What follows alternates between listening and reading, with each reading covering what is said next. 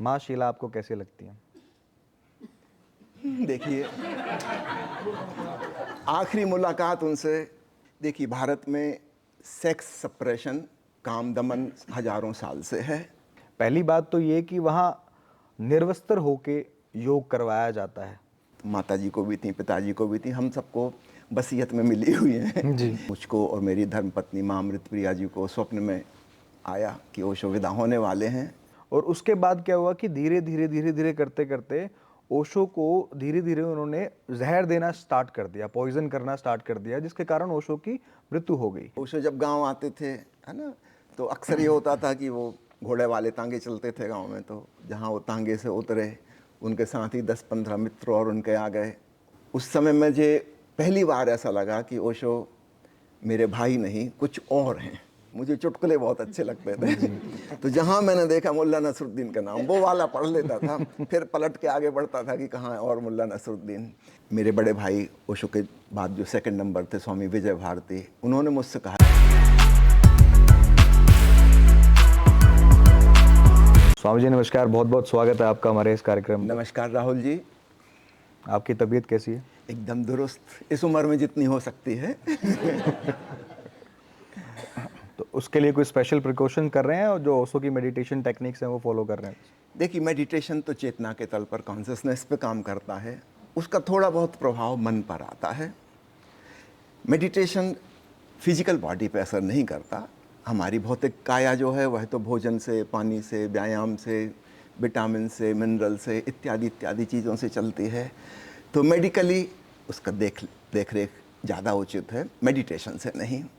Medicine for the body, meditation for the consciousness. Swami ji, ये अलग अलग चीज़ हैं, जैसे विपासना है, ये एक अलग प्रोसेस है, ध्यान के अलग अलग प्रोसेस है, तो उसमें जो ओशो के प्रोसेस हैं वो किस कदर फिट बैठते हैं और दूसरे जो प्रोसेस हैं उनमें क्या फ़र्क है? देखिए, कई प्रकार के लोग हैं दुनिया में, उनके रुचि रुझान भिन्न भिन्न हैं और इसलिए उनको अलग अलग प्रकार की विधियां सूटेबल होती हैं। एक ही चीज़ सबको काम नहीं आती, है ना। एक मिठाई की दुकान पे हम जाते हैं, सैकड़ों प्रकार की मिठाइयाँ हैं, आपको हो सकता है उसमें से एक दो बहुत अच्छी लगें, हो सकता है किसी अन्य को कोई दूसरी अच्छी लगे, किसी को कोई और अच्छी लगे। इसका मतलब ये नहीं कि कोई सही और गलत है, सब उपलब्ध हैं, जिसको जो अच्छी लगे। तो ओशो ने पहली बार अतीत में जितनी ध्यान विधियाँ खोजी गई थीं उन सबको उजागर किया, पूरे विस्तार में उनको समझाया और स्वयं आधुनिक मनुष्य को देखते हुए जो ज़रूरत थी आज की, उसके हिसाब से कुछ नई विधियों की ईजाद की जो ज़्यादा काम की हैं। उदाहरण के लिए आपने विपस्सना का नाम लिया, तो चलिए विपस्सना और ओशो की पद्धति को समझ लें। विपस्सना का मतलब है साक्षी होना, दृष्टा होना, अपने शरीर की क्रियाओं के, अपनी सांसों के, अपने विचारों के, भावनाओं के। उनके अलग अलग नाम हैं। सांसों के साक्षी होने को कहा जाता है आनापानसति योग। पैदल चलते हुए होशपूर्वक चलने का नाम है चक्रमण ध्यान। विचार सती, भाव सती, अलग अलग नाम है। विपस्सना के कई वैरायटी हैं, लेकिन मुख्य बिंदु है दृष्टा हो जाना। जैसे हम दूर से किसी और को देख रहे हैं, ऐसे अपने शरीर को, अपने विचारों को, अपने भावनाओं को, अपनी सांस को देखना। ये सार सूत्र है ध्यान का। लेकिन आज का मनुष्य इतना ज़्यादा चिंतित, परेशान, दुखी, उदास, महत्वाकांक्षी हो गया है, इतने ज़्यादा विचार उसकी खोपड़ी में भरे हुए हैं, विशेषकर सोशल मीडिया आने के बाद, सिनेमा टेलीविज़न आने के बाद। आज से 500 साल पहले एक आदमी को दिन भर में जितनी सूचनाएं मिलती थीं, आज के आधुनिक व्यक्ति को उससे 500 गुनी सूचनाएं प्रतिदिन मिल रही हैं। हमारा मस्तिष्क इतनी सूचनाओं को झेलने के लिए तैयार नहीं था, प्रकृति ने वैसा उसको नहीं बनाया था। आदमी का दिमाग पगलाने की हालत में है। तो निश्चित रूप से आज हम सोचें कि हम चुपचाप बैठ के अपनी सांसों को देख लेंगे तो नहीं देख पाएंगे। भीतर इतने विचारों की भीड़ है, इतनी भावनाओं की उथल पुथल है, पहले इसको डील करना होगा। सांसों के साक्षी नहीं बन पाएंगे, भावनाओं के साक्षी नहीं बन पाएंगे, इतनी भीड़ अंदर है। तो ओशो ने आधुनिक मनुष्य की इस समस्या को देखते हुए नई विधियों की ईजाद की, जिनमें कैथारसिस एक प्रमुख तत्व है। कैथारसिस का मतलब है रेचन। जो भीतर भरा है हम उसको लीच के बाहर कर दें, उससे छुटकारा पाएँ, तो थोड़ी देर के लिए हमारा मन खाली हो जाएगा, चुप हो जाएगा। तो ओशो की ध्यान विधियाँ जैसे डायनेमिक मेडिटेशन है, नो माइंड मेडिटेशन है, मिस्टिक रोज मेडिटेशन है, बॉर्न अगेन मेडिटेशन है, देववाणी ध्यान है, जिब्रिश ध्यान है, इनमें पहले हम सफाई करते हैं, है ना, इससे भूमिका बन जाती है, फिर हम साक्षी हो पाएंगे, दृष्टा हो पाएंगे, विपස්සना कर पाएंगे। तो याद रखिएगा, सफाई अपने आप में हमें आत्मज्ञान तक नहीं ले जाएगी, है ना। जैसे एक किसान सफाई करता है अपने खेत की, ईंट पत्थर अलग करता है, झाड़ झंखाड़ उखाड़ता है, निदाई गुड़ाई करता है, ये सफाई हुई। अब इसके बाद बीजारोपण करना होगा और फिर खाद पानी डालना होगा, उसके बाद प्रतीक्षा करनी होगी, फसल अपने आप आएगी। ठीक ऐसे ही आज हम इससे 2-3 हिस्सों में बांट के समझ लें। ओशो ने जो रेचन वाली विधियां दी हैं वो है भूमिका, वो खेत की सफाई, निंदाई गुड़ाई, तैयारी। अब आती है विपස්සना जैसी विधियों का रोल। इसके बाद नेक्स्ट स्टेप कि अब हम कुछ करें, साक्षी भाव के बीज बोएं। और इसके बाद अब आती है प्रतीक्षा की घड़ी। हम चुपचाप बैठें, सुने, धीरे धीरे धीरे हमें उस साक्षी भाव में ओंकार की महाध्वनि सुनाई देने लगती है, परमात्मा का संगीत गूंजने लगता है और फिर हम परमात्मा में लीन हो जाते हैं। तो ये पूरी प्रोसेस हुई। तो प्राचीन युग में कैथारसिस की ज़रूरत ही नहीं थी, लोग सीधे सरल थे, उनके पास इतने विचार नहीं थे, शिक्षा प्रणाली नहीं थी, किताबें नहीं थी, मीडिया नहीं था। गांव का सीधा साधा आदमी लकड़ा रहा है, कोई कुम्हार है, कोई घर के कामकाज कर रहा है, उसके लिए बहुत आसान था, छोटे बच्चों जैसा सरल भोला भाला था। वो शांत बैठ गया, अपनी आती जातों की सांस को 5 मिनट देखा, धीरे धीरे वो ओंकार की ध्वनि सुनने लगेगा और अपनी आत्मा में, परमात्मा में लीन हो जाएगा। आज वैसा संभव नहीं है, इसलिए ओशो को बहुत सारी नई विधियां देनी पड़ी। इनमें से अधिकांश जो हैं वो ध्यान की भूमिका हैं, वो स्वयं ध्यान नहीं है। अब ध्यान इसके बाद होगा। मान लीजिए सक्रिय ध्यान है तो उसमें 3 चरण भूमिका के हैं। चौथा चरण एक्चुअल ध्यान है, रियल मेडिटेशन, तो उसमें साक्षी भाव घटित होगा और फिर हम अनहद ध्वनि को सुनने लगेंगे और हमारा जीवन शांति और आनंद से ओतप्रोत हो जाएगा। तो इस प्रकार से अतीत की सारी विधियां और ओशो की विधियां आपस में फिट बैठती हैं। स्वामी जी, मैं आपको थोड़ा सा पीछे ले जाना चाहता हूँ और मैं ये जानना चाहता हूँ आपके मन में वो कौन सी ऐसी घटना है या कौन सा ऐसा किस्सा है जो आपको अभी भी याद आता है या आपको समझ में आता है, या कोई पहला ऐसा किस्सा जो आपके और ओशो के बचपन से जुड़ा है? मुझे जो सबसे पुरानी याद आती है, मेरे ख्याल से मैं स्कूल में नाम लिखाने के पहले, जी। है ना, पहली क्लास में जाने के पहले, तो गर्मी की छुट्टी हो, उस वैकेशन में ओशो ने एक कैंप रखा था जबलपुर में। वहाँ एक तो जबलपुर यूनिवर्सिटी है और एक यूनिवर्सिटी और है जिसको एग्रीकल्चर यूनिवर्सिटी कहा जाता है, कृषि विश्वविद्यालय। तो वहाँ पर ओशो का पहला कैंप आयोजित हुआ था। तो मेरे बड़े भाई ओशो के बाद जो सेकंड नंबर थे, स्वामी विजय भारती, उन्होंने मुझसे कहा कि तुम्हें चलना है क्या? मैं जा रहा हूँ। मैं बड़ी खुशी से तैयार हो गया। अब उस समय तो मैं नहीं जानता था ध्यान क्या होता है, शिविर क्या होता है। वहाँ पहुँच गया तो ओशो के जहाँ रहते थे वहीं उसी निवास स्थान में हम रहते थे। सुबह ओशो की कार में ही वहाँ जाते थे, दिन भर वहाँ रहते थे। ओशो 2-3 बार कुछ प्रवचन देते थे, ध्यान प्रयोग कराते थे, रात को वापस लौट आते थे।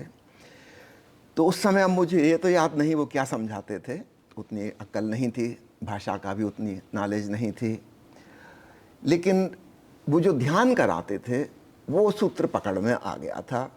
वो कहते थे शरीर शिथिल हो रहा है, भाव करो। निष्क्रिय ध्यान उस समय कराते थे वो। उसका पहला चरण था शरीर की शिथिलता का ख्याल, हम भीतर ही भीतर रिपीट करें, भाव, बॉडी इज़ रिलैक्सिंग।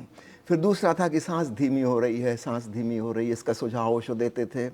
और उनकी सजेशन सुनते सुनते मैं पाता था कि सांस बिल्कुल धीमी हो गई। कई बार ऐसा शक पैदा हो जाता था कि सांस चल रही है कि नहीं चल रही।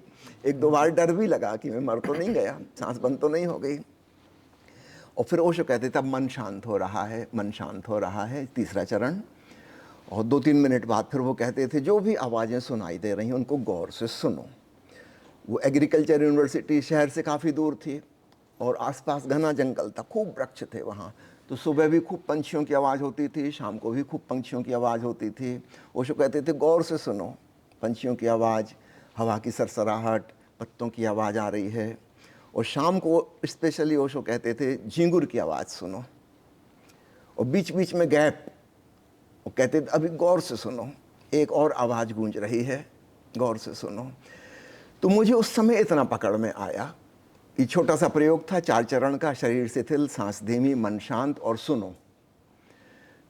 तो ये बात पकड़ में आ गई मेरे को, तो वहाँ से मुझे रस लगा। फिर अब चौथी पाँचवीं क्लास तक पढ़ गया, फिर ओशो की किताब पढ़ने योग्य भी हो गया। जी। तो पढ़ने में फिलॉसफी वाला हिस्सा तो मैं छोड़ देता था, मुझे चुटकुले बहुत अच्छे लगते थे। तो जहाँ मैंने देखा मुल्ला नसरुद्दीन का नाम, वो वाला पढ़ लेता था, फिर पलट के आगे बढ़ता था कि कहाँ और मुल्ला नसरुद्दीन। लेकिन उससे मुल्ला नसरुद्दीन के किस्से से भी बात इशारा कर देते थे ओशो गहरी बात की तरफ। तो उस उम्र में वो गहरी बात तो नहीं पकड़ में आती थी, पर नसरुद्दीन का किस्सा समझ में आता था। तो उससे मेरी रुचि बनी रही ओशो का साहित्य पढ़ने में। फिर एक समय आया जब कैसेट्स आने लगे, उस समय स्पूल चला करते थे बड़े बड़े, तो ओशो का प्रवचन सुनने को मिलने लगा। तो मेरा रस धीरे धीरे बना रहा। लगभग 16 साल की उम्र में मैंने संन्यास दीक्षा ली। ओशो उस समय आखिरी बार गाडरवारा आए थे, हमारी नानी का देहांत हो गया था, उनकी लास्ट विजिट थी गांव में, और उस समय मैंने उनसे कहा कि मुझे भी माला दे दीजिए। उन्होंने माला पहना दी, नया नाम दे दिया।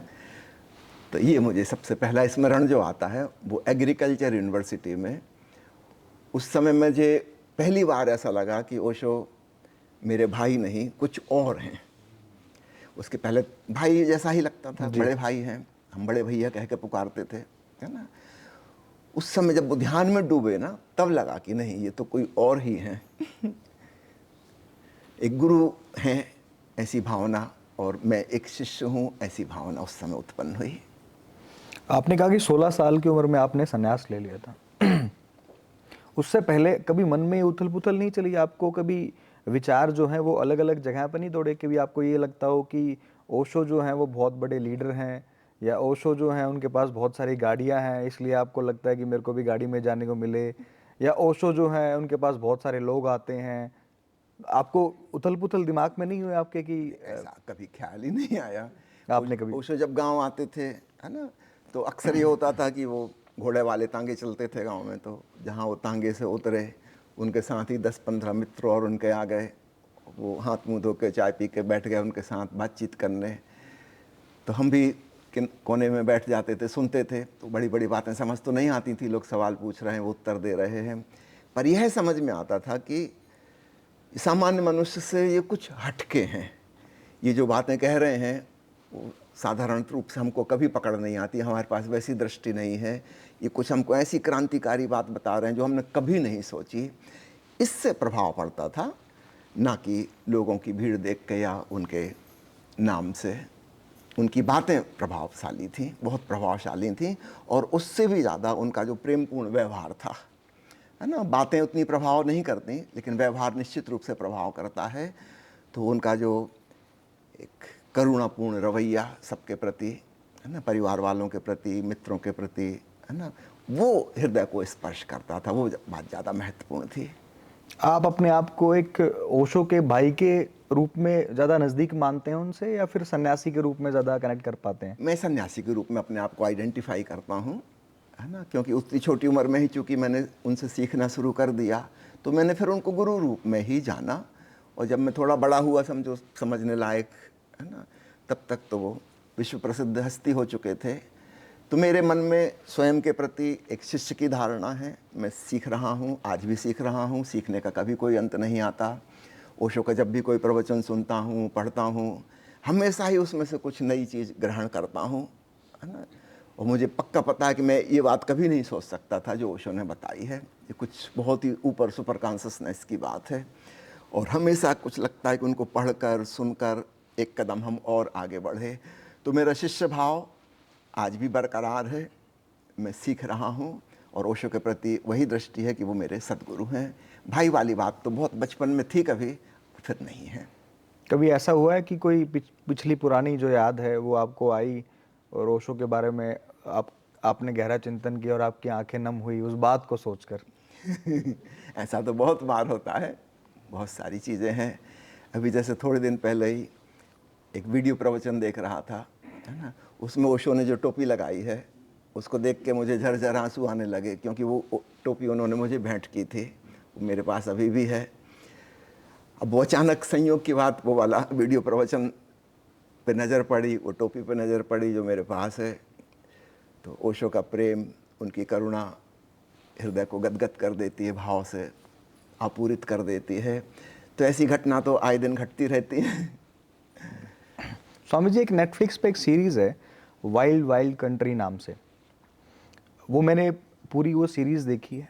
और उस सीरीज़ में वो डॉक्यूमेंटेड सीरीज़ है, मतलब जो वीडियो बनाई गई हैं उन वीडियोस को दिखाया गया है कि इंसिडेंट कैसे कैसे हुए, पुणे में क्या था, उसके बाद यूएस में क्या रहा, उसके बाद वापस पुणे में, वो सारी चीज़ें बताई गई हैं। अब मैं उसमें से एक चीज़ मिस करता हूँ कि ओशो जी का जो परिवार था, जो आप हैं, आप उनके भाई हो, उनके परिवार के बारे में उसमें 1% भी जानकारी नहीं है। या फिर जो आप अभी लगे हुए हैं उस चीज़ को आगे बढ़ाने में, उस चीज़ को बताने में, उसके बारे में बड़ी जानकारी नहीं है। क्या आपसे कभी कांटेक्ट नहीं हुआ नेटफ्लिक्स का कि उनकी कोई आपसे बातचीत नहीं हुई है? आपको कभी आपने वो सीरीज़ देखी हो तो आपको खुद ये नहीं लगा, महसूस नहीं हुआ देखिए, कि मैं आपको पहले ही बता चुका हूँ, दुनिया के बारे में मुझे कोई जानकारी नहीं है। पता नहीं कितने साल हो गए तब से मैंने ना अखबार पढ़ा है, न टीवी देखी है, और नेटफ्लिक्स क्या है मैंने नाम तो एक दो लोगों से सुना है, जी। अभी आपसे सुना है। मुझे देखने का कोई शौक नहीं है। हमने ओशो को सीधा सीधा जाना है। अब दूसरे लोग क्या कहते हैं क्या नहीं कहते, हमको उससे क्या लेना देना, हु केयर्स। तो हमारा तो कोई संपर्क नहीं हुआ उनसे, और ना ही हमारी कोई रुचि है इसमें। तो उसमें एक चीज़ और दिखाई गई है, उसका तो शायद आपको पता होगा। उसके सीरीज़ के अंत में ये दिखाया गया है कि जो ओशो इंटरनेशनल जो फर्म है, उस फर्म को जो है यूएस के कुछ एक्टर्स थे, वो संभाल रहे थे। उन्होंने मूलतः उसे कब्जा लिया था और वो सारा सिस्टम उन्होंने अपने अंडर में ले लिया था। और उसके बाद क्या हुआ कि धीरे धीरे धीरे धीरे करते करते ओशो को धीरे धीरे उन्होंने जहर देना स्टार्ट कर दिया, पॉइजन करना स्टार्ट कर दिया, जिसके कारण ओशो की मृत्यु हो गई। वो उस सीरीज़ में एक ये कहते हैं ना कि प्रॉपर तरीके से दिखाना उस चीज़ को, उस तरीके से वो नहीं दिखाई गई है। वो माँ शीला ने वो बात बताई उस सीरीज़ में, उस बातचीत में। आपको क्या लगता है ये सारी बातें जो हैं ये हास्यास्पद मनगढ़ंत कहानियाँ हैं बहुत सारी इसमें, तो मैं तो इस पर कोई कमेंट नहीं करूँगा, है ना। मुझे जो कमेंट करना था ओशो की मृत्यु के बारे में, मैं बहुत विस्तार से बात कर चुका हूँ इस बारे में कि ओशो को लगभग 10 महीने पहले पता था कि अब वो शरीर छोड़ने वाले हैं, है ना। मैं तो उस समय मध्य प्रदेश में बिरला जी की एक हॉस्पिटल में नौकरी करता था। मुझको और मेरी धर्मपत्नी माँ अमृतप्रिया जी को स्वप्न में आया कि ओशो विदा होने वाले हैं।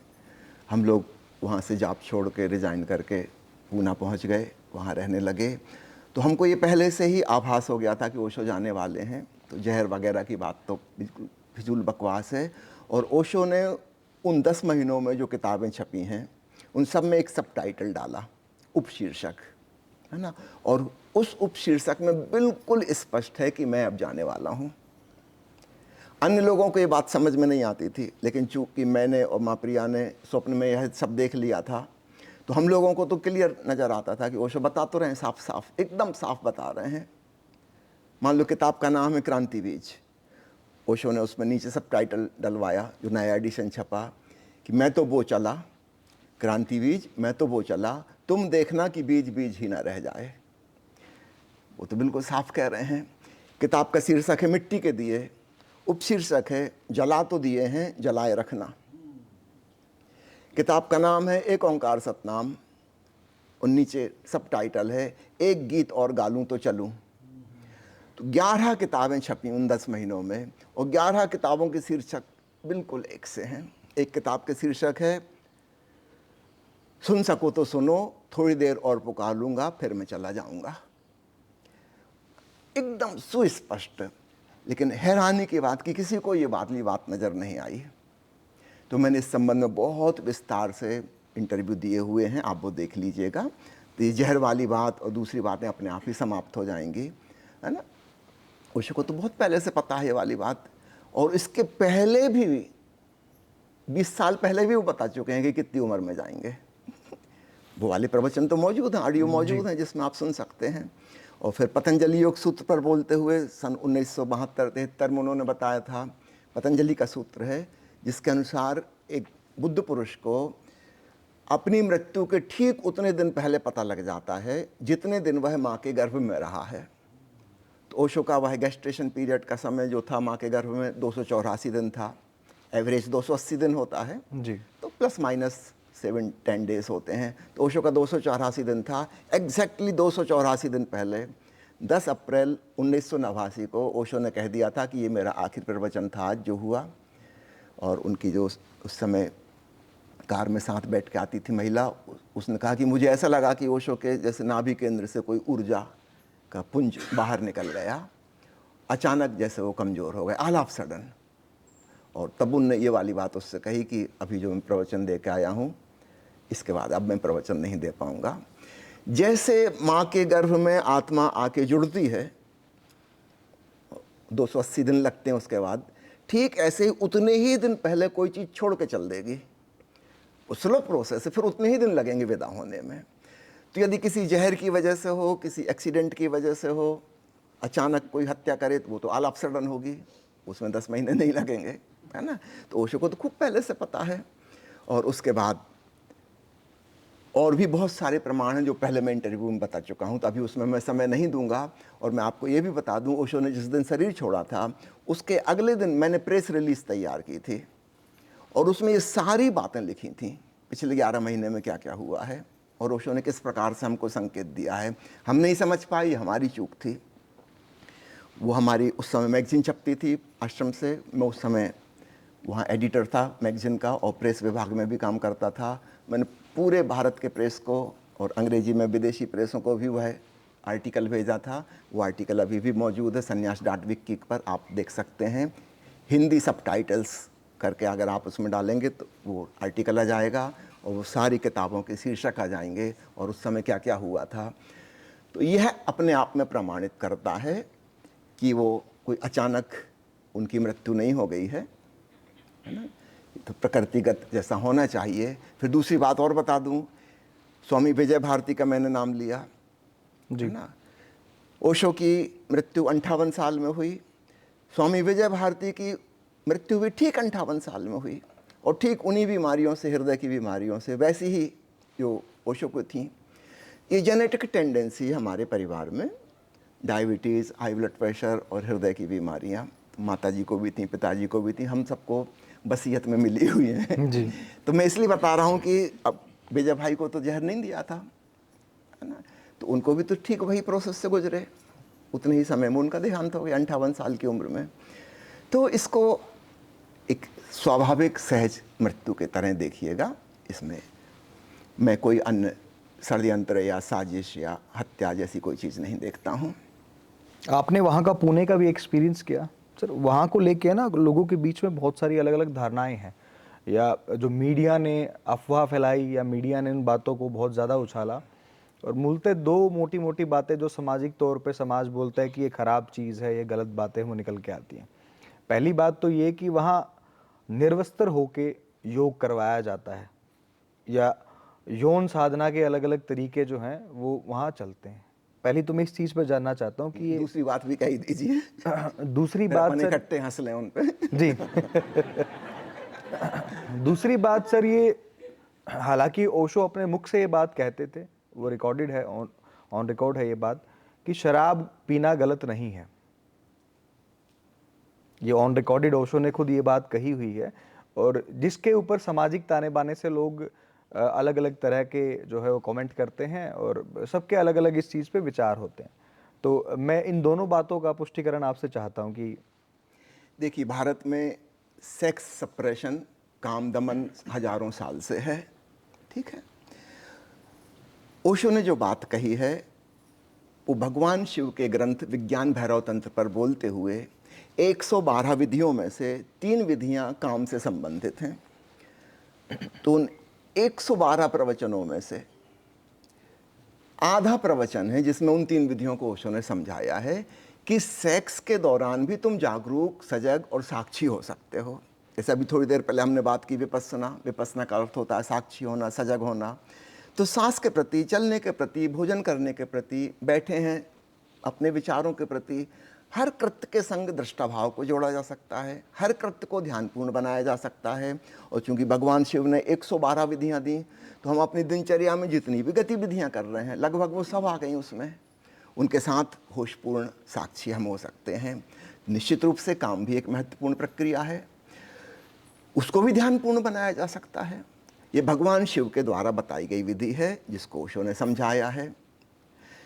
और याद रखिएगा, उन 3 विधियों का जिक्र आधे प्रवचन में है। जी।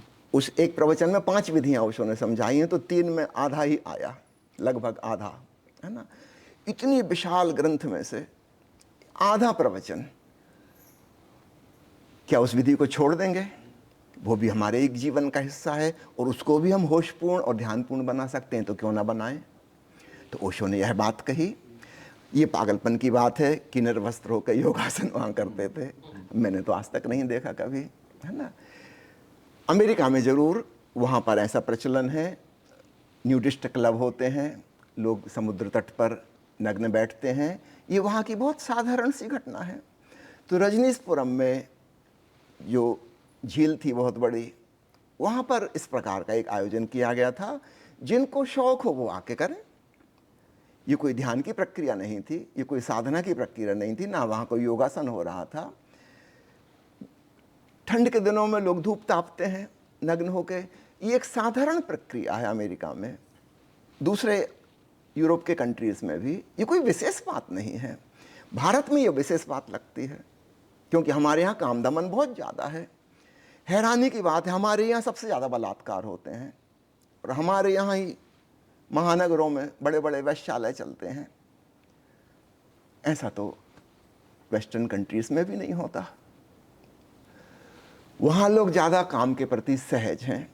तो ओशो की जो शिक्षा थी वो अपने पूरे जीवन को सहजता से लो, उसमें काम भी आता है। तो जो फोटो आपने देखे हैं, चित्र देखे हैं, वो रजनीशपुरम के देखे होंगे।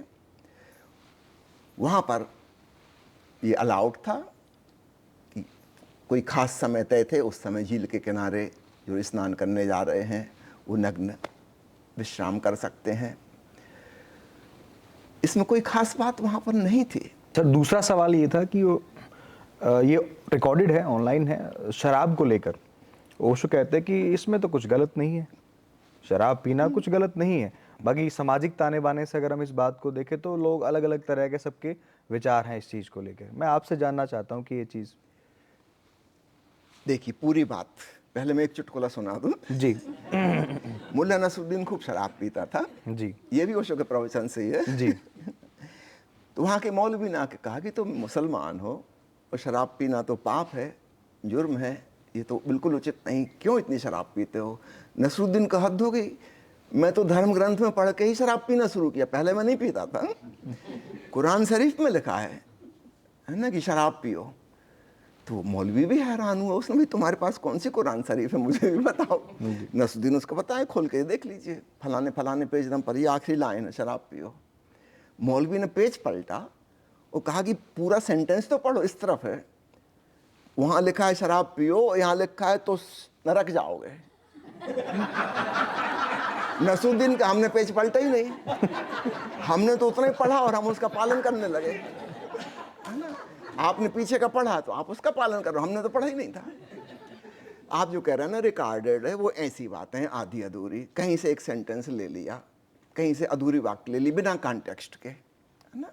ओशो सख्त विरोधी रहे मांसाहार के, ओशो सख्त विरोधी रहे शराब अथवा अन्य द्रव्यों के।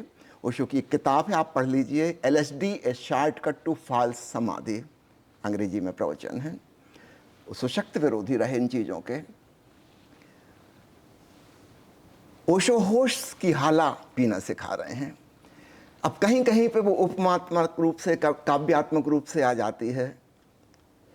जब वो कह रहे हैं ये मेरी मधुशाला है, तो वो ध्यान की साधना की बात कर रहे हैं। जब वो कह रहे हैं होश की हाला, अब कोई उसमें से आधी बात ले ले, होश की बात को हटा दे, वो कहे ये तो रिकॉर्डेड देखो, ओशो की आवाज़ में वो कह रहे हैं। निश्चित रूप से उन्होंने ध्यान की शराब पिलाना सिखाया है, होश की शराब बेहोशी वाली नहीं। वो उन सारी चीज़ों के विरोध में जिनसे हमारे अंदर मूर्छा घटित होती है। हम वैसे ही आध्यात्मिक रूप से मूर्छित हैं, वो प्रमाद में हैं, बेहोशी में हैं। हमको होश बढ़ाना है, घटाना नहीं है।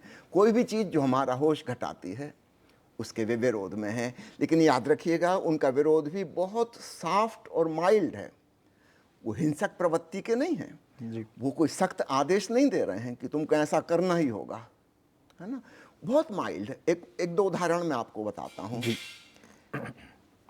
एक माँ विपस्सना नाम की महिला थी, जो वहाँ पे ग्रुप लीडर थी, पूना वन डेज की बात है ना।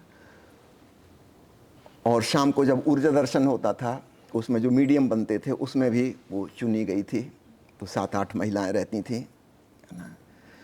ओशो ने एक दिन उसको कहा है कि जब जब तुम आश्रम से बाहर खाना खाने जाती हो, मैंने 3-4 बार में नोट किया कि जब भी तुम बाहर खाना खाने जाती हो, उसके बाद जब तुम मेरे निकट आती हो ऊर्जा दर्शन में, तो मुझको नौशिया फील होता है,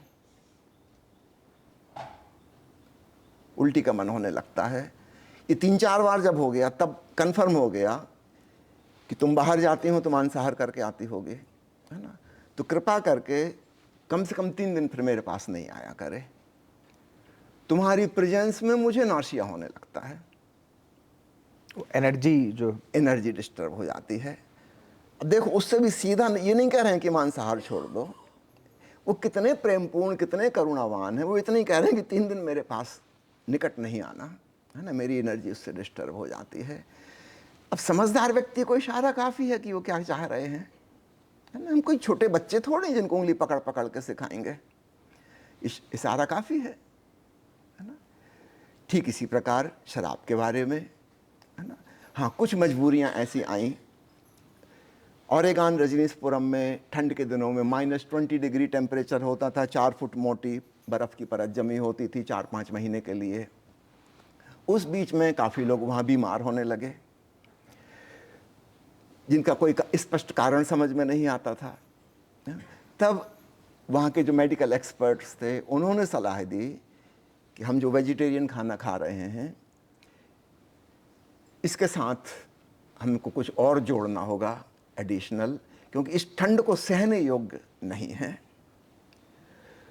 तो फिर इस पर विचार विमर्श हुआ और उन लोगों ने ओशो से निवेदन किया कि क्या हम अनफर्टिलाइज्ड एग्स अलाउ कर सकते हैं। तो इस विशेष परिस्थिति में अब जहाँ सवाल यह है कि मनुष्य बीमार पड़े और मरे, या अनफर्टिलाइज्ड एग्स जिसमें कोई प्राण नहीं है, अनिषेचित अंडा, उसको अनुमति दें, तो ओशो ने कहा ठीक। इसी प्रकार उस तीव्र ठंड में बियर अलाउड की गई। कभी भी विस्की या दूसरी शराबें अलाउड नहीं की, कभी नहीं, लेकिन बियर उपलब्ध रहती थी। कुछ लोगों को जिनको इतनी ठंड सहन नहीं कर पाते, निश्चित रूप से बियर पीने से स्किन का वासोडाइलेटेशन हो जाता है, ज़्यादा खून स्किन में जाने लगता है, चमड़ी गर्म हो जाती है ना, और हम ठंड को सहने योग्य हो जाते हैं। कम से कम इतने योग्य हो जाएं कि किचन में से निकल के अपने घर तक पहुंच पाएं। -20 डिग्री बहुत होता है जी, है ना। तो उस एक विशेष परिस्थिति में ये कहा गया था कि जो चाहें वो लोग बियर का सेवन कर सकते हैं, और जो लोग चाहें अनफर्टिलाइज्ड एग्स ले सकते हैं, वो उपलब्ध रहेंगे किचन में। तो थोड़े से लोग उनका प्रयोग करते थे। अभी एक सिचुएशनल बात है, एक विशेष परिस्थिति में कही गई। अब कोई सोचे कि भारत में हम इस बात का पालन करें, तो ये वाली बात तो बिल्कुल गलत है। यहाँ तो ऐसी कोई ज़रूरत नहीं है, हम तो शाकाहारी खाना खा के एकदम तंदुरुस्त हैं। आपने मुझसे पूछा था ना कि कैसा, ठीक हूँ।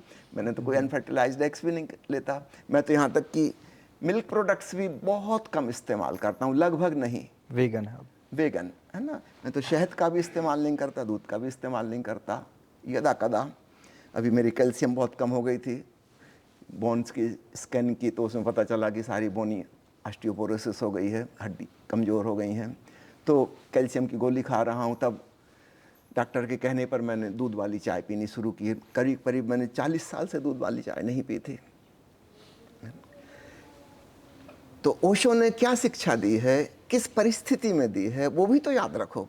आउट ऑफ कॉन्टेक्स्ट, जैसे नसरुद्दीन ने वो निकाल लिया कि शराब पियो, आगे पीछे की लाइन छोड़ दी। तो ऐसा ही लोग ओशो की रिकॉर्डेड वॉइस में से कुछ भी निकाल लेते हैं और उसको मैनिपुलेट करके प्रेजेंट करते हैं आउट ऑफ कॉन्टेक्स्ट। तो इस बात पे मैं कहना चाहूँगा कि यह एक हास्यास्पद मामला ही है। जो लोग इस प्रकार का करते हैं, हास्यास्पद है। ओशो को रेड वाइन तो पसंद थी?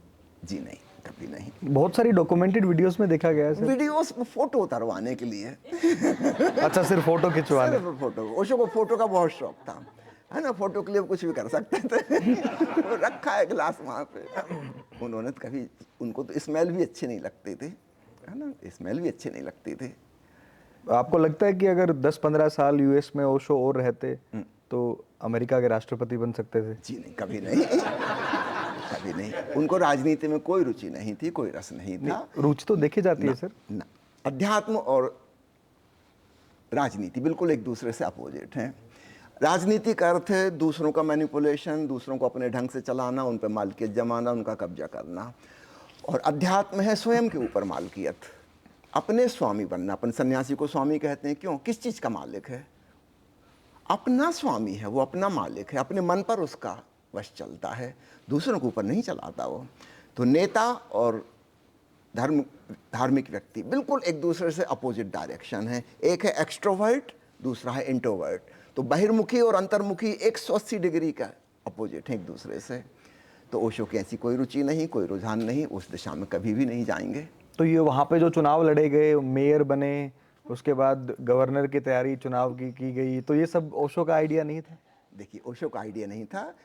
जब शहर बसा है, जी। नगर पालिका बनी है, तो नगर पालिका को अध्यक्ष भी बनेगा। इसमें ओशो का क्या लेना देना? ये तो व्यवस्था जो है उसकी बात है। 2 शहर थे, एक शहर नहीं, एक सिटी ऑफ रजनीशपुरम था और एक सिटी ऑफ रजनीश था, छोटा शहर। तो निश्चित रूप से जब वहाँ सारे सन्यासी ही रह रहे हैं और कोई है ही नहीं, तो वार्ड मेंबर भी उन्हीं से बनेंगे, नहीं सर, नगर पालिका के सदस्य भी उसी से बनेंगे और नगर पालिका का अध्यक्ष भी उन्हीं में से चुना जाएगा। सारी व्यवस्था तो उन्हीं को करनी है, इसमें ओशो का तो कोई हाथ नहीं। स्वामी जी, लोग तो थे वहाँ एंटरलोप के, पर वो लोग यूँ मानते हैं कि भाई हमारे शहर को कब्जे में ले लिया एंटरलोप को। कब्जे में कैसे ले लिया? खरीदा है वो, बेच बेच के सब छोड़ के चले गए। पूरा खरीदा हुआ था जी। कब्जे में कैसे ले लेंगे? एक डेमोक्रेटिक कंट्री में से कैसे हो जाएगा कोई आगे कब्जा कर लेगा? उन्होंने बेचा है दुगनी तिगने दाम में, सन्यासियों ने खरीद लिए। अब खरीदने बेचने वाली बात पे एक प्रश्न और आता है स्वामी जी। पुणे का जो आश्रम है, उस पे एक ये बड़ा विवाद रहा था कुछ दिनों तक कि ओशो इंटरनेशनल जो है वो उस आश्रम को जो बेचना चाहती थी उस ज़मीन को। वो क्या पूरा संपूर्ण विवाद वो जो था वो क्या था, क्या मामला था? फिर ओशो के कुछ लोगों ने दबाव दिया उस चीज़ पर, वो नहीं बेची गई। देखिए, मुझे विस्तार से तो नहीं पता जी। लेकिन संक्षेप में एक वाक्य में अपनी बात खत्म कर देता हूँ ताकि इसको अपने को आगे बढ़ने की ज़रूरत नहीं। जो बेचने वाले थे जयेश, वो स्वर्गवासी हो गए। जो खरीदने वाले थे बजाज जी, वो स्वर्गवासी हो गए। और इन दोनों के बीच का जो एजेंट था दलाल, वो भी स्वर्गवासी हो गया।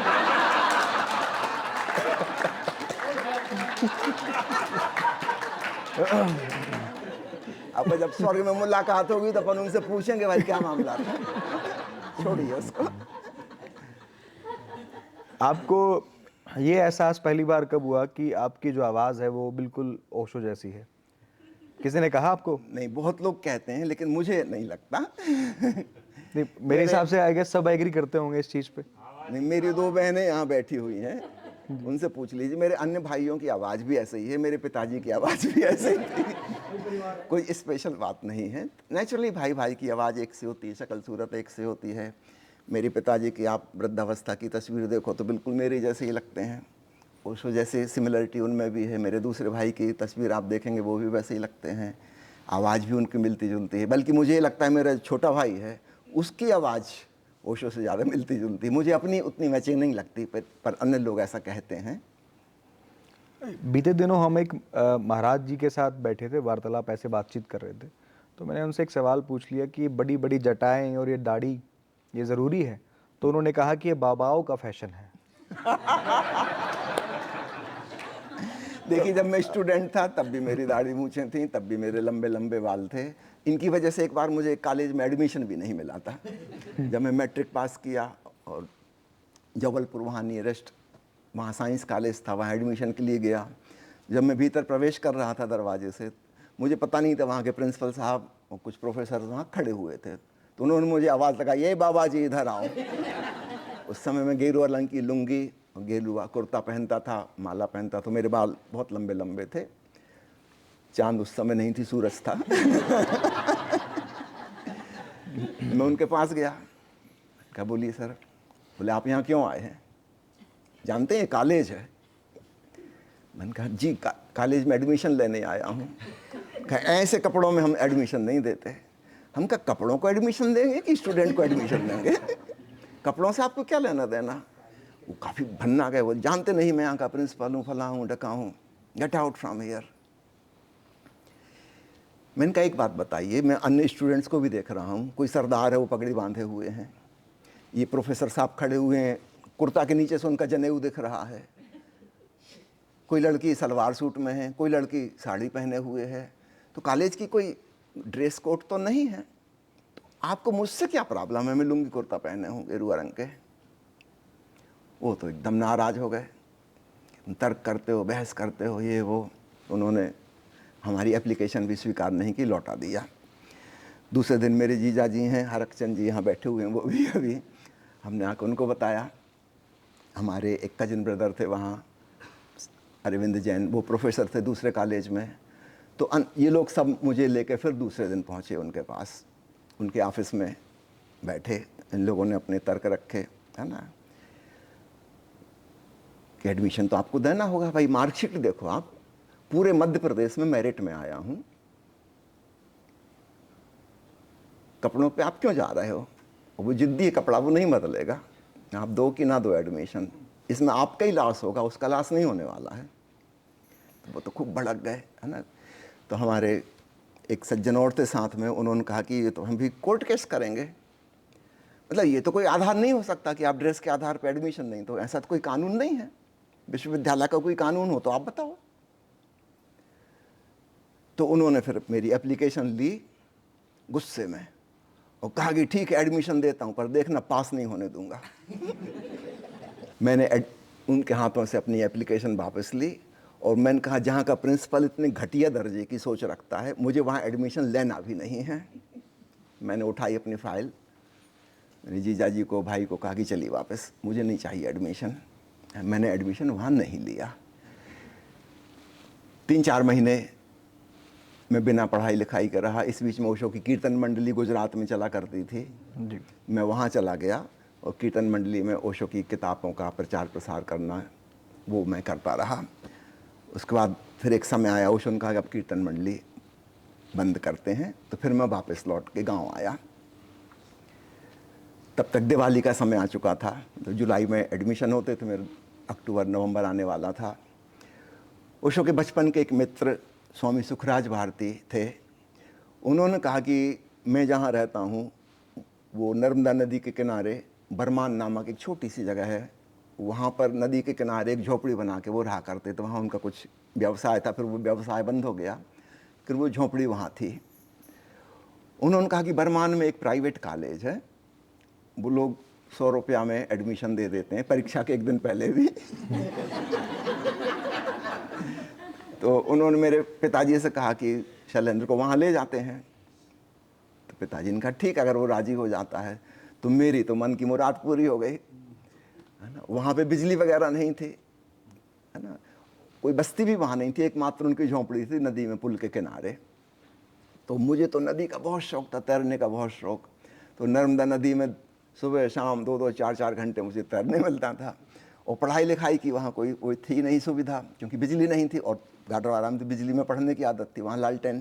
तो रात को लालटेन जलाते से कीड़े मकोड़े खूब आ जाते थे नदी के किनारे होने से, तो वो भी संभव नहीं था। तो मेरे मन की मुराद पूरी हो गई, पढ़ाई लिखाई कुछ काम नहीं, प्राइवेट कॉलेज। वहाँ अधिकांश जो लेक्चरर्स थे वो हाई स्कूल के टीचर्स ही उन्होंने अपॉइंट कर लिए थे, एक्स्ट्रा टाइम में वहाँ आके पढ़ाए जाते थे। वहाँ से कभी कोई पास भी नहीं होता था कॉलेज से, 3rd डिवीज़न बामुश्किल कभी कोई पास होता था। यही उनकी रेपुटेशन थी। हमने खूब मज़ा लिया वहाँ पर। अब बड़ी मुसीबत का दिन वो आया जब बीएससी फर्स्ट ईयर का रिजल्ट आया। तो वहाँ के जो पत्रकार थे गाडरवारा के, उन्होंने मेरे पिताजी की दुकान पे आकर उनसे कहा कि आपके बेटे की तस्वीर चाहिए। पिताजी तो घबरा गए कि बेटे ने ऐसा क्या कर दिया।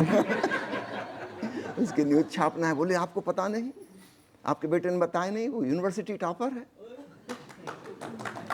पिताजी ने कहा क्या बात कर रहे, वो पढ़ा ना लिखा कुछ उसने किया ही नहीं है, मुझे पता है सिवाय तैरने को उसने कुछ नहीं किया है। उनको भरोसा नहीं आया, उन्होंने आके मुझसे पूछा। मैंने कहा मुझे पता नहीं, मैं रिजल्ट देखने ही नहीं गया, मुझे पक्का ही पता है कि फेल हो जाऊंगा। तो फिर मैंने अपने दोस्त से कहा कि एक बार तुम जरा पक्का पता लगा के आओ। दोस्त गया, उसने कहा हाँ भाई तुम यूनिवर्सिटी टॉप किए हो। उस समय सागर विश्वविद्यालय मध्य प्रदेश का सबसे बड़ा विश्वविद्यालय था, हजारों कॉलेज उसके अंतर्गत थे। उनका तुम्हारा टॉप मोस्ट नंबर नाम है। मुझे बहुत हैरानी हुई, मुझे लगा कुछ गलती हो गई, भूल चूक हो गई, किसी और के नंबर मुझको मिल गए, कुछ गलत कापी जच गई, क्या हुआ। मैं प्रिंसिपल जी के पास गया, मैंने कहा सर मैं रीचेकिंग करवाना चाहता हूँ अपनी कापी। बोले क्यों? मैंने कहा कुछ गड़बड़ हो गई है। वो कहने लगे तुम पागल हो, लोग जब फेल हो जाते हैं तब आते हैं। मैंने कहा मुझे इतने नंबर मिल कैसे गए, मैं तो पढ़ा ही नहीं हूँ कुछ, है ना। कहा कि उन्होंने मुझको डांट के भगा दिया। फिर वो अखबार में न्यूज़ छपी, दूसरे दिन वो फोटो लेके गया पत्रकार। तो ये सब उनकी कृपा से हुआ, प्रिंसिपल की कृपा से, जिन्होंने मुझको एडमिशन नहीं दिया था। बाद में उनको पछतावा हुआ होगा कि आपने एक इंटेलिजेंट स्टूडेंट को दिया। तो आपने पूछा ये ड्रेस वेशभूषा, लंबी दाढ़ी बाल मूछ, इसका मुख्य कारण इतना है हम आलसी हैं। आप 2-3 कपड़े पहने, हमको सिर्फ एक पहनना पड़ता, फट से पहन लिया, है ना। आप सुबह से उठकर सेविंग में लग जाते हो करने, हमको कुछ नहीं करना पड़ता, मुंह धोया हाथ तैयार हो गए, है ना। कुछ करना नहीं है, हेयर कटिंग करवाने जाना नहीं है, खूब समय बच जाता है। हमें अपना सारा समय और ऊर्जा अपने ध्यान की साधना में लगानी है। तो यथासंभव जहाँ से जितना समय बच सके व्यर्थ का, उससे बच जाते हैं। बस यही राज है और कुछ नहीं, आलसी हैं। स्वामी जी, ओशो जो है ना वो खूब तार्किक थे। वो हर एक चीज़ के लिए अपना नया तर्क उनके पास था, हर एक व्यक्ति के लिए था, हर एक सिचुएशन के लिए था। आपके पास कभी कोई ऐसा तार्किक व्यक्ति आया है कि उसने सामने से आपसे पूछा हो कि जी आप कौन? आपने कहा हो कि मैं स्वामी जी, तो उसने आपसे कहा हो कि आप कौन स्वामी जी? मैं हूँ स्वामी जी। वो जबरदस्त तार्किक व्यक्ति, अति तार्किक व्यक्ति। हमें आए दिन मुलाकात होती रहती है, हमको खूब मजा आता है। हम जगह जगह घूमते रहते हैं, 25 साल से मैं लगभग घूम ही रहा हूँ। बेघर बाहर होने का एक बड़ा फायदा है, पूरा संसार अपना घर हो जाता है। तो देश में विदेश में नेचुरली जहाँ जाता हूँ वहीं कोई ना कोई भिड़ंत होगी किसी न किसी से। विशेषकर मीडिया वाले लोगों से खूब भिड़ंत होती है ना। वो बड़ा तर्क वितर्क करते हैं, और फिर जो लोग साधना करने आए हैं उनके भी बहुत सवाल होते हैं, बहुत प्रश्न होते हैं, भांति भांति के सवाल वो पूछते हैं। उस क्वेश्चन आंसर में भी लॉजिक होता है ना। तो सद्गुरु ओशो से हमने जो सीखा है ना, कुतर्क नहीं बल्कि सतर्क, वितर्क, है ना। तर्क ऐसा हो जो हमें एक उच्चतर जगह पहुंचने के लिए इशारा करता हो, संकेत करता हो। सवाल ये नहीं है कि दूसरे को गलत साबित करना है और मुझे अपने आप को साबित करना है कि मैं सही हूँ। नहीं, मेरा तेरा हार जीत का सवाल नहीं है, सत्य जीते, ये बात महत्वपूर्ण है। तो सत्य आप कह रहे हैं तो मैं पूरी तरह से आपका समर्थन करूँगा। अगर मुझे भी वैसा दिखाई देता है, नहीं दिखाई देता है तो मुझे जो लग रहा है वो मैं कहूँगा, है ना। अभी कल रात को ही बात है, एक वेबिनार चल रहा था इंदौर की एक यूनिवर्सिटी के द्वारा, और उसमें मध्य प्रदेश सरकार ने एक नया विभाग खोला है, आनंद विभाग, लोगों की हैप्पीनेस कैसे बढ़े।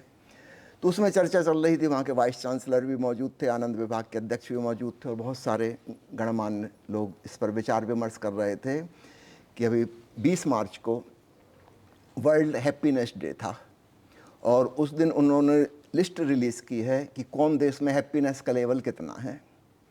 हैरानी की बात है, उसमें शुरुआत में जो देश हैं, फिनलैंड नंबर 1 पर है, उसके बाद और जितने देश हैं अधिकांश उसमें से नास्तिक देश हैं, और हमारे देश की स्थिति 126वां नंबर है। निश्चित रूप से मुझे जो सच लगता है, हम क्यों इस दुर्गति में हैं, मैंने वो बातें कहीं, क्षमा याचना सहित कहीं कि मेरी बातें आपको बुरी लगेंगी, कांटों जैसी चुभेंगी, लेकिन आपने चूंकि मुझे बुलाया है चीफ गेस्ट के रूप में, तो मैं वही कहूँगा जो मुझे ठीक लगता है। यद्यपि मेरी बातें आपको चुभेंगी, क्योंकि मैं बताऊंगा कि हमारी संस्कृति में कहाँ कहाँ भूल है हम जिनको महापुरुष कह रहे हैं और जिनका अनुकरण कर रहे हैं, उनके जीवन शैली में कहाँ चूक हो गई। और आपकी आदत नहीं है महापुरुषों की भूल चूक सुनने की। आप उनको पूज्य नहीं बना के आकाश में बैठाल दिया है सबको। मैंने आलोचना की, अपने तर्क प्रस्तुत किए।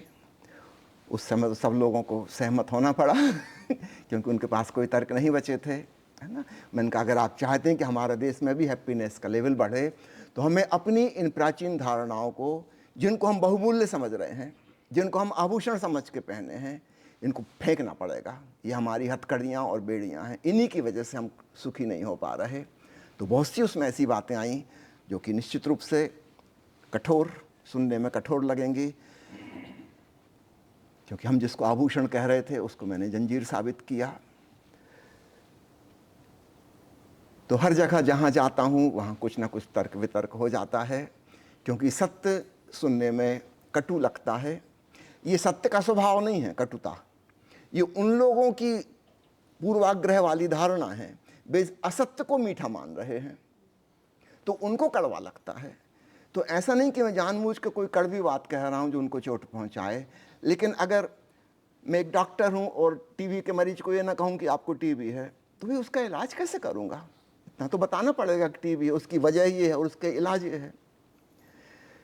लेकिन समाज को जब इस प्रकार की कोई बात बताओ तो वे नाराज होते हैं। कोई हमारे मानसिक रुग्णताओं की तरफ इशारा करे तो हमको गुस्सा आता है। शारीरिक अपंगता की तरफ कोई इशारा करे तो हमको लगता है अच्छा आदमी हमारा हित ऐसी हमारा भला चाहता है। और अगर हमारी साइकोलॉजिकल रिटार्डेडनेस की तरफ कोई इशारा करे तो हम क्रोधित होते हैं। तो मुझे जगह जगह लोगों का बहुत क्रोध सहना पड़ता है कई जगह गिरफ्तारी के वारंट भी निकल जाते हैं। अभी थोड़े दिन पहले हो गया था, बुरहानपुर में था, है ना। मैंने तथाकथित साधु पाखंडी हैं ऐसा कह के कुछ कहा था, उसमें तथाकथित वर्ड भी है, सो कॉल्ड साधु। तुरंत हंगामा हो गया, अखबारों में, मीडिया में, पुलिस में रिपोर्ट दर्ज हो गई गिरफ्तारी का माहौल उन्होंने बना दिया, आगजनी का माहौल। वो साधु सन्यासी आएंगे और हम जहाँ शिविर ले रहे थे वहाँ पे आग लगा देंगे, पथराव करेंगे, ये करेंगे, वो करेंगे। तो इस प्रकार की सुंदर सुंदर घटनाएं घटती रहती हैं लेकिन मैं वही कहता हूँ जो मुझे ठीक लगता है। स्वामी जी, सबका शिक्षा दीक्षा देने का अलग अलग प्रोसेस होता है। जो ओशो कम्यून का, पूरे कम्युनिटी का जो प्रोसेस है, वो ये ऐसे अंगूठा यहाँ पे रख के फिर वो प्रोसेस होता है शिक्षा दीक्षा देने। वो क्या उसमें कोई अलग है कि सिर पे हाथ ना रखना या फिर ये अंगूठा रखना, क्या इसमें कई अलग अलग चीज़ें? स्वयं ओशो ने इस बारे में जो कहा है मैं आपको वो बता दे रहा हूँ। आप कहेंगे तो मैं प्रवचन भी आपको उसकी लिंक भेज दूंगा। स्वयं ओशो 1981 तक इस प्रकार से ऊर्जा दर्शन दिया करते थे। इस क्षेत्र को तीसरा नेत्र कहते हैं, आज्ञा चक्र कहते हैं, शिव नेत्र भी कहते हैं। वहाँ पर हल्का सा दबाव डालने से सारी ऊर्जा वहाँ एकत्रित हो जाती है। वो एक मैग्नेटिक फील्ड जैसा है, एक चुंबकीय आकर्षण है जीवन ऊर्जा को खींचने का। और वहाँ से अगर सदगुरु का आशीष जाता है, उस व्यक्ति के अपने एक ब्लेसिडनेस, ब्लिसफुलनेस उसको महसूस होने लगती है। ध्यान की एक छोटी सी झलक मिल जाती है। तो ओशो स्वयं इस विधि का प्रयोग करते थे, लेकिन फिर 6-7 साल तक उन्होंने नहीं किया इसका प्रयोग, उन्होंने बंद कर दिया। फिर जब किसी ने पूछा तब उन्होंने बताया कि ऐसा मैंने क्यों बंद कर दिया। यह एक प्राचीन परंपरा भारत में चली आ रही थी, तो मैं इसका विकल्प खोज रहा था कि क्या हो सकता है। इसके कुछ प्लस माइनस पॉइंट थे।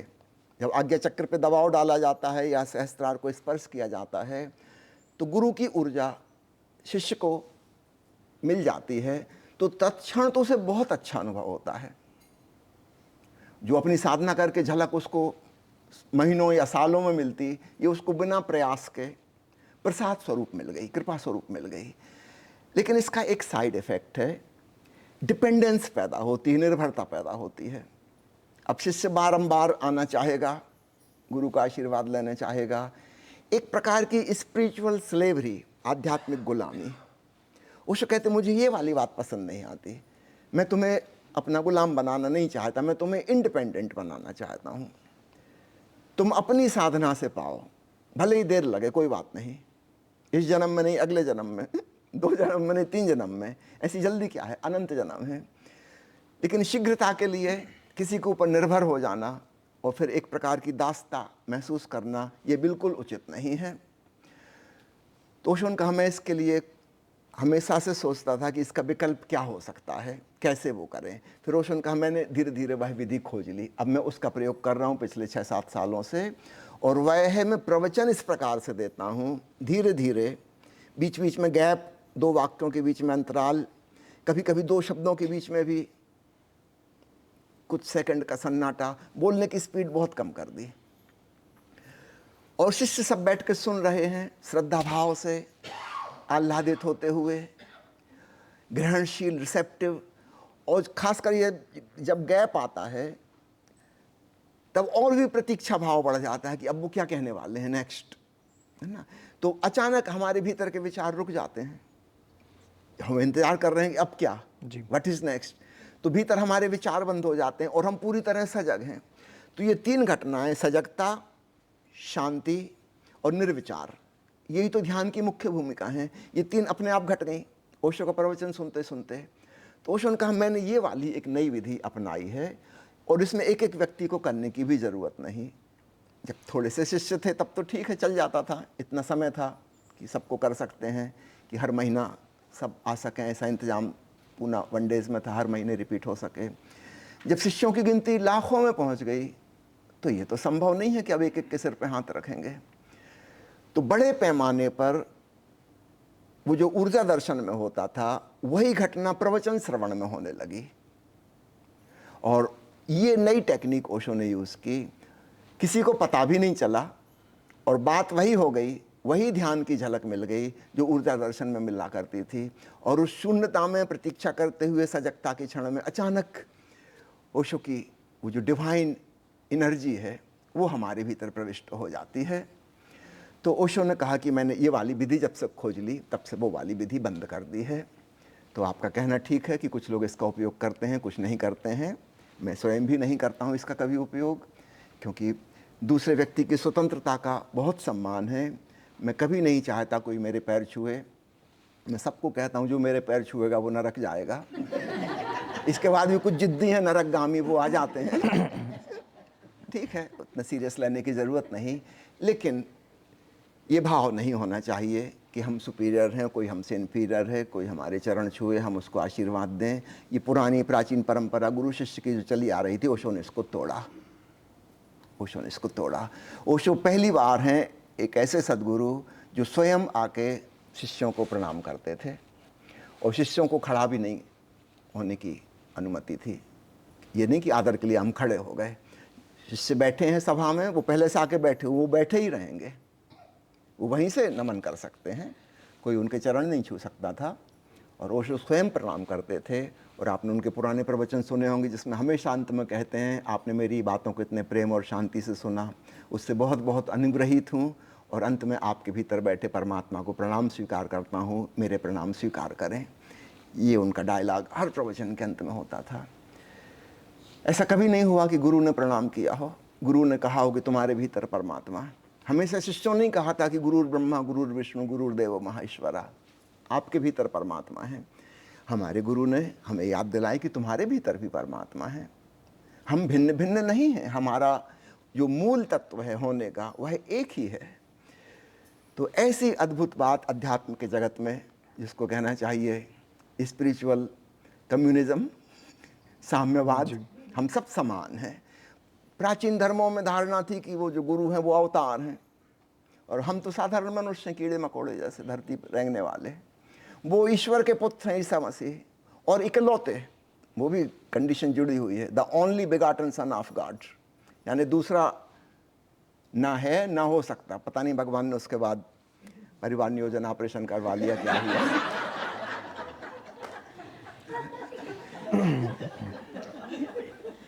जब एक पुत्र हो सकता है तो दूसरा भी हो सकता है, नहीं, उसका रास्ता ही बंद कर दिया, अब कोई नहीं हो सकता।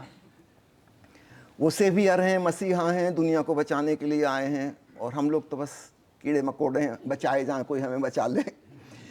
ये जो धारणा थी पुरानी कि कोई तीर्थंकर है और हम साधारण मनुष्य हैं, वो तो विशिष्ट हो गया। वो तो इस दुनिया का है ही नहीं, अलौकिक, वो तो किसी और जगत से आया, स्पेशल। वो जो हायरार्की पैदा हो गई, ऊंच नीच की भावना पैदा हो गई, वो बिल्कुल उचित नहीं थी। ओशो ने इस धारणा को तोड़ा। मैं चाहता हूं भविष्य में भी यही चले, वो गुरु शिष्य के बीच का भेदभाव खत्म हो जाए। ज़्यादा से ज़्यादा हम इतनी कह सकते हैं, सीनियर जूनियर स्कूल कॉलेज में होते कि नहीं, कोई हमसे एक क्लास आगे, कोई एक क्लास पीछे है। आज जो जाग गया है वो कभी सोया था, इसका मतलब है आज जो सोया है वो कल कभी जाग जाएगा। इसमें कोई क्वालिटेटिव डिफरेंस थोड़ी हो गया। मनुष्य मनुष्य तो एक से हैं। एक यह नई धारणा ओशो ने हमको दी है, और इसलिए उन्होंने वह प्रयोग छोड़ दिया था ऊर्जा आज्ञा चक्र पर या सहस्त्रार पर आशीर्वाद देने का। स्वामी जी, मेरा एक आखिरी सवाल है आपसे, उसके बाद जो हमें सुन रहे हैं आपके सभी अनुयायी उनमें से सवाल पूछेंगे।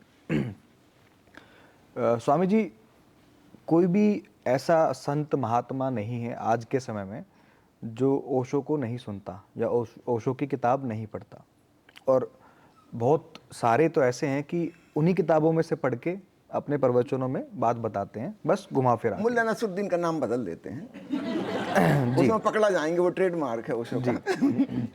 और अगर हम बिजनेस फील्ड में बात करें तो जो भी बड़े बिजनेसमैन हैं वो सभी के सभी बिजनेसमैन जो हैं वो कर्जवान हैं। तो एक इन दोनों फील्ड में, जो आत्मा परमात्मा, जो बाबा महाराजों की फील्ड है उस फील्ड में, और बिजनेस फील्ड में, दो व्यक्ति भारत में ऐसे हुए हैं जिन्हें सॉफ्ट टारगेट माना जाता है, कि सरकार ने, मीडिया ने चारों तरफ से इन्हें घेर के सॉफ्टली टारगेट किया।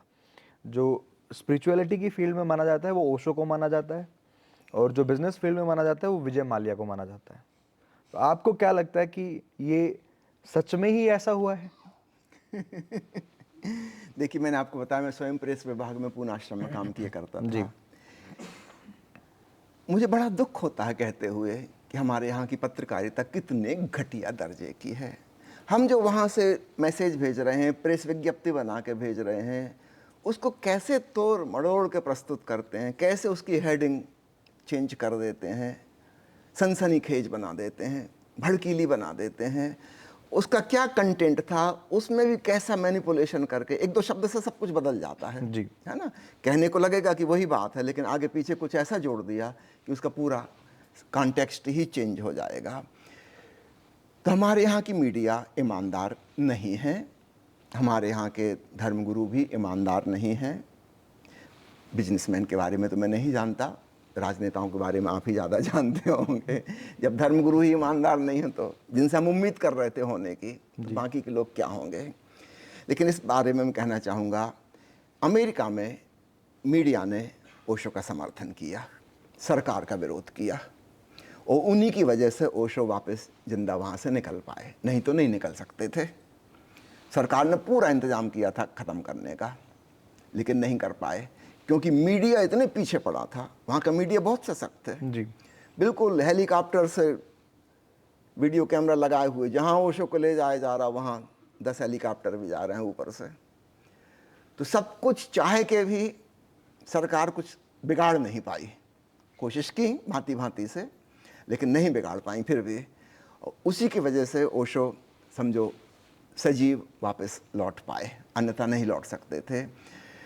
तो हमारे देश का मीडिया दुर्भाग्यवश अभी वैसा नहीं है, और आपने जो लांछन लगाया है कि ओशो को सॉफ्ट टारगेट उन्होंने बनाया, निश्चित रूप से बनाया। ओशो की बात को तोड़ मरोड़ के प्रस्तुत किया, जो कि बहुत हितकारी हो सकती थी सारे देश के लिए और विश्व के लिए, लेकिन जनता तक उन बातों को पहुंचने नहीं दिया, कुछ का कुछ बना के पहुंचा दिया। एक बहुत बड़ा नुकसान हुआ है। लेकिन मैं देखता हूं पिछले 30-40 सालों में एक परिवर्तन भी हो रहा है, खासकर ओशो के विदा होने के बाद। अब चूंकि हम अखबारों पे और टेलीविज़न पे डिपेंडेंट नहीं हैं, पहले पूरी तरह हम इनके शिकंजे में थे, और ये शिकंजे में थे पूंजीपतियों के और राजनीतिक पार्टियों के। तो ये वही कह रहे थे जो उनके आका इनसे कहलवाना चाह रहे हैं। अब पहली बार ऐसा हुआ है, सोशल मीडिया आने से, इंटरनेट आने से, यूट्यूब आने से हर व्यक्ति अपनी बात कह पा रहा है। हमें कोई बड़े आर्थिक इंतज़ाम करने की ज़रूरत नहीं है। हम छोटा सा अपना वीडियो बना के डाल सकते हो, हमको जो कहना है हम कह सकते हैं। हम अपनी बात व्हाट्सएप पे, फेसबुक पे पोस्ट कर सकते हैं। इससे एक बड़ी क्रांति हुई है। ओशो की सामग्री को खूब बहुतायत से प्रचारित प्रसारित लोग कर रहे हैं, खूब अच्छे से। अब तो हम उनके हाथों के गुलाम नहीं हैं कि अखबार वाला छापेगा तो ही, जी। है ना। उनके शिकंजे से बाहर निकल गए, टेलीविज़न वालों के शिकंजे से बाहर निकल गए। वो तो कभी ओशो को प्रस्तुत ही नहीं करेंगे, वो तो प्रस्तुत ही नहीं करेंगे, जी। है ना। गवर्नमेंट के हाथ में है या किसी पूंजीपति के हाथ में है, वो तो कभी नहीं चाहेगा कि ओशो की बात लोगों तक पहुँचे। लेकिन अब इंडिविजुअल्स कर रहे हैं खूब जी भर के। विशेषकर पिछले 15 साल में मैं देखता हूँ, मैंने खुद भी खूब मेहनत की, ओशो की सारी किताबों को डिजिटलाइज्ड कर दिया, सारी किताबों की स्कैनिंग और पीडीएफ बना लिए, जो कि सब फ्री ऑफ चार्ज अवेलेबल हैं। ओशो के सारे ऑडियो, सारे वीडियो, जिनकी कीमत अगर हम पूरा खरीदने जाएं 40-50 लाख रुपए होती है, जो कि आम आदमी खरीद नहीं सकता। ओशो का पूरा साहित्य 650 किताबें, इतना बड़ा हाल चाहिए, इसमें सिर्फ अलमारी अलमारी हो, तब जाके हम उतनी किताबों और कैसेटों और वीडियोस को संभाल कर रख पाएंगे। उस सब को डिजिटलाइज कर दिया। तो पिछले 15 साल में ये इंफॉर्मेशन टेक्नोलॉजी के विकास के साथ मैं एक बहुत सुंदर महत्वपूर्ण घटना घटते देख रहा हूँ कि ओशो की सारी चीज़ें फ्री ऑफ चार्ज अवेलेबल हैं। यू आस्क एनीथिंग, व्हाट्सएप पे मैं कम से कम 100 लोगों को रोज़ वो जो मांगते हैं वो किताब भेजता हूँ। मुझे करना क्या, 1 सेकंड लगना है, उसकी लिंक पर वो डाउनलोड कर सकते हैं भाई बैठे बैठे। अभी कल 21 मार्च था ओशो का संबोधि दिवस, उसमें हमने जो सबके संग शेयर किया है व्हाट्सएप ग्रुप में, माँ अमृत प्रिया के गाए हुए 74 गीत एक लिंक पर उपलब्ध, 74 वीडियो एक लिंक पर उपलब्ध है। ओशो के द्वारा हस्तलिखित 538 पत्र की पांडुलिपि सहित एक लिंक पर उपलब्ध। क्या पहले ऐसा संभव था? ओशो के हस्तलिखित पांडुलिपि हम कैसे शेयर कर पाते? आज ये चमत्कार संभव है। तो मैं धन्यवाद देता हूँ आधुनिक विज्ञान को, विशेषकर इंफॉर्मेशन टेक्नोलॉजी आने के बाद, कि सारे जगत में ओशो फैल रहे हैं। मैं आपसे हिंदी में बात कर रहा हूँ, आज गूगल ने फैसिलिटी कर दी है, दूसरे ब्राउज़र्स ने भी फैसिलिटी कर दी है, इसको मनचाही भाषा में ट्रांसलेट करके वीडियो को देखा जा सकता है। कितनी गजब की बात हो गई। ओशो सिर्फ हिंदी अंग्रेजी में बोले थे, जी। है ना, लेकिन अब कोई फ्रेंच में भी देख सकता है, कोई पुर्तगीज़ भाषा में भी देख सकता है, कोई कोरियन लैंग्वेज में भी देख सकता है। आपको बता दूं, आज दुनिया की सबसे ज़्यादा ओशो की किताबें जिस देश में छपी हैं वो है कोरिया, क्योंकि ट्रांसलेशन इतना इजी हो गया, सो इजी, ऑटोमेटिक एआई के द्वारा हो रहा है। एआई के आने के पश्चात मुझे उम्मीद है कि ओशो के वीडियो में भी आवाज़ डाली जा सकेगी विभिन्न भाषाओं में। एआई के डेवलपमेंट के बाद मुझे उम्मीद है कि ओशो के वीडियो में भी अब विभिन्न भाषाओं में आवाज़ डाली जा सकेगी, है ना। जापानी आदमी जापानी भाषा में ही सुन सकता है, तो ओशो जापानी भाषा बोल सकते हैं। अब ये संभव हो गया, पहले ये संभव ही नहीं था। वीडियो में सब कुछ जापानी, वही एक्सेंट होगा जो जापानी का, और आवाज़ ओशो की रहेगी। चमत्कार हो रहा है। तो इस प्रकार से ओशो जिस तेज़ी से फैले हैं पिछले 15 सालों में, वो हैरानी की बात है, बहुत हैरानी की बात है। और भविष्य में और तेज़ी से फैलेंगे सारे विश्व में। सर, वैसे तो मेरा ये आखिरी सवाल था, पर मैं एक लाइन में आपसे जानना चाहता हूँ, जो मैं पूछ रहा हूँ उसका एक जवाब। माँ शीला आपको कैसी लगती हैं? देखिए, आखिरी मुलाकात उनसे 1984 में हुई थी, है ना। कितने समय भी थी आप जरा काउंट करिए, मुझे गिनती बहुत अच्छी नहीं आती। जी। 40 साल में सब चीज़ें बदल गई, है ना। तो मैं कोई कमेंट नहीं करना चाहूँगा। जब तक वो ओशो की सेवा में थी, परिपूर्ण रूप से सेवा में थी, डिवोटेड थी, है ना। फिर इस बीच में क्या हुआ मुझे पता नहीं, मुझे संसार की कोई रुचि नहीं, कौन क्या कर रहा है, क्या कह रहा है, क्या नहीं कह रहा है। सर हमें तो आपके साथ बात करके बड़ा आनंद आया। आपको कैसा लगा? पहली बार हम हमको आपसे ज़्यादा डबल आनंद आया। बहुत बहुत शुक्रिया सर हमसे बात करने के लिए। हम बहुत बहुत आपको धन्यवाद। आमंत्रित करते हैं, जब कभी आपका भाव हो, स्वागत है आपका यहाँ, आइए। बहुत बहुत शुक्रिया सर, बहुत बहुत धन्यवाद। धन्यवाद। जय हो।